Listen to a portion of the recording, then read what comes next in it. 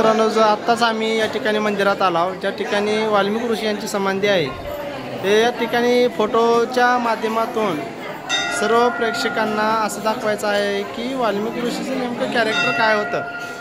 हे जर तुम्ही पाहता असाल तर या ठिकाणी पूर्ण रामायणाचं सार कारण त्यांनी लिहिले आहे. पहिलं सुरू जर वाल्मिकी ऋषीचं दृश्य तुम्हाला पाहिजे असेल तर हे असं काय होतं. आता पुढे चलून त्यांची या ठिकाणी संजीवनी समाधी व त्या ठिकाणी हा अगोदर वाल्य होता, आता हा वाल्मिकी ऋषी असं जर पाहायचं असेल तर तुम्ही पाहू शकता. आणि अवघ्या थोड्याच वेळात मी तुम्हाला वाल्मिकी ऋषी क्षेत्र वाल्य तालुका पुरंदर जिल्हा पुणे या ठिकाणी त्यांची समाधी दाखवणार आहे.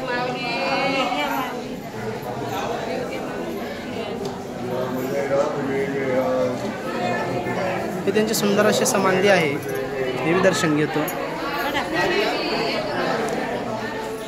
या ठिकाणी डायरेक्ट वाल्मिकी ऋषीचा असा झाला.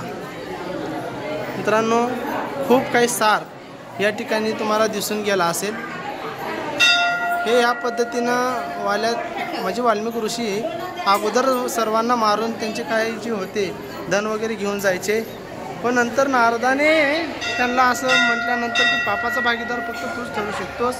खूप काही त्यांना सांगितल्यानंतर तो त्या ठिकाणी नारदाला बोलण्याला सक्षम झाला आणि त्याने सर्व काही त्याग करून वाल्मिकी ऋषी होण्याचं ठरविले आणि सुंदर असे रामायण, प्रभू रामचंद्राचं रामायण त्यांनी लिहिण्यास सुरुवात केली. या ठिकाणी त्यांची सुंदर अशी समाधी आहे आणि यांचा बाहेरचा भाग जर बघितला तुम्ही तर अतिशय छान पद्धतीने या ठिकाणी सुंदर असे मंदिर या ठिकाणी बांधण्यात आलेले आहे.